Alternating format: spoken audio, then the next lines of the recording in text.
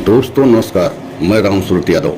आखिरकार वही हुआ जिसका पूरे देश की जनता को डर था और आपने देखा कल जो है पहले चरण का वोटिंग हुआ, लेकिन इस वोटिंग में किस तरीके से जो है बीजेपी की पूरी पोल खुल गई। आपने देखा है कि क्या बीजेपी एक तरीके से धांधली करके चुनाव जीतना चाहती है। हमने आपको पहले ही बताया था, कई वीडियो में बताया है कि बीजेपी के लिए इस बार के 2024 लोकसभा का चुनाव के लिए बहुत बीजेपी के लिए स्थिति ठीक नहीं है। और आपने कई सर्वे में भी देखा है, कई इंटरनल सर्वे भी यही चौंकाने वाली रिपोर्ट बताए हैं कि बीजेपी के लिए 2024 में तीसरी बार सत्ता में वापसी करना बहुत ही मुश्किल है। और यही कारण है, कल आपने देखा है किस तरीके से जो है बीजेपी ने एक तरीके से हताश और निराश दिखाई दी और बहुत बड़े बड़े आरोप जो है बीजेपी के ऊपर समाजवादी पार्टी ने लगाया कि पूरी तरीके से बीजेपी वोटों की चोरी करके और जनता को वोट देने से रोक करके इस चुनाव को जीतना चाहती है, ईवीएम के सहारे चुनाव जीतना चाहती है।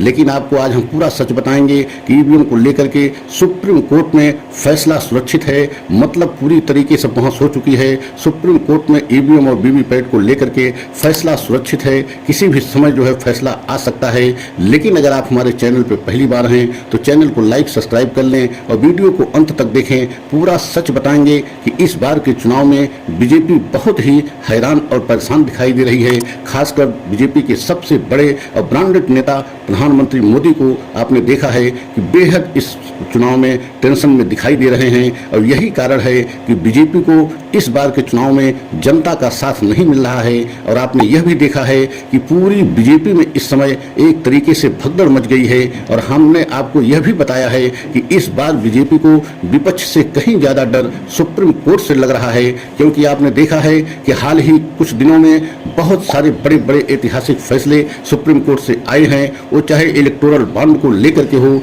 या चंडीगढ़ मेयर चुनाव को लेकर के हो, मतलब सभी फैसलों में बीजेपी के लिए बहुत ही बड़ा झटका लगा है। और यही कारण है कि क्या बीजेपी इस बार के चुनाव ईवीएम के सहारे या ईवीएम को खराब करके या जनता को वोट देने से रोक करके जो है चुनाव जीतना चाहती है। कल जो पहले चरण का चुनाव हुआ उसमें यही आरोप समाजवादी पार्टी ने लगाया और भीम जो है आर्मी पार्टी के अध्यक्ष चंद्रशेखर रावण ने भी यही आरोप लगाया कि पूरी तरीके से जनता को वोट देने से बीजेपी के समर्थकों ने रोका और कई जो है मशीनों को जानबूझ करके दिन दिन भर खराब रखा गया, मतलब जनता वोट नहीं देने पाई। तो आप समझ सकते हैं कि अगर इस तरीके के आरोप लगाए जा रहे हैं और ऐसे समय में आरोप लगाए जा रहे हैं जब ईवीएम को लेकर के पूरी तरीके से फैसला सुप्रीम कोर्ट सुरक्षित रखा है और किसी भी समय जो है फैसला बाहर आ सकता है। और आपने यह भी देखा है कि कई ऐसे प्रत्याशी हैं जो निर्दलीय प्रत्याशी चुनाव लड़ रहे हैं और उनको जानबूझकर रिटर्निंग ऑफिसर के द्वारा उनके पर्चे को रद्द किया गया है।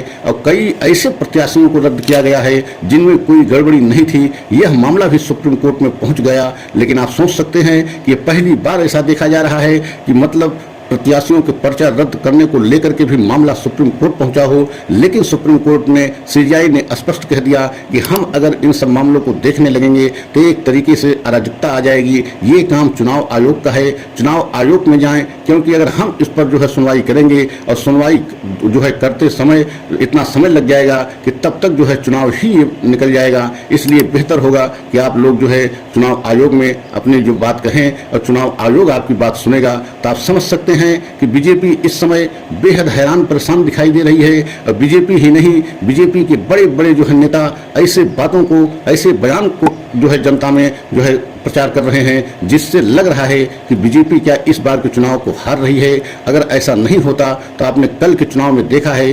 102 जो है सीटों पर कल चुनाव हुआ और सभी जगह जो है जिन जिन प्रदेशों में जो है चुनाव हुआ, लगभग पूरे देश में 102 जो है लोकसभा चुनाव मतलब सीटों पर चुनाव हुआ और हर जगह बीजेपी के लिए अच्छी खबर नहीं आ रही है। तो इसका कारण है कि जब से सुप्रीम कोर्ट ने सख्त रुख अपनाया है तभी से बीजेपी के लिए बहुत मुश्किलें बढ़ गई हैं।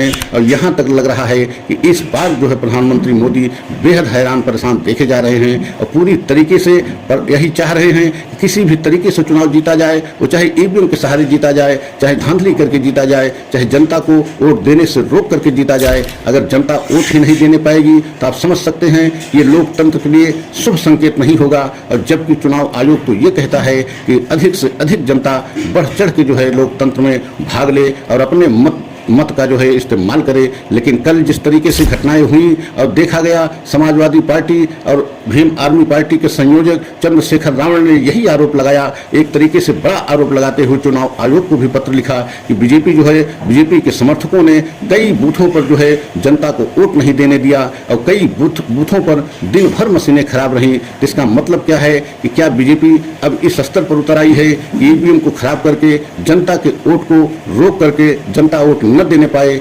इस तरीके के हथकंडे अपना करके क्या बीजेपी जीतना चाहती है? अगर हमारा वीडियो अच्छा लगा हो तो लाइक सब्सक्राइब करें, कमेंट के द्वारा अपनी राय अवश्य दें। अगला वीडियो पुनः लेकर के आएंगे। जय हिंद, जय भारत।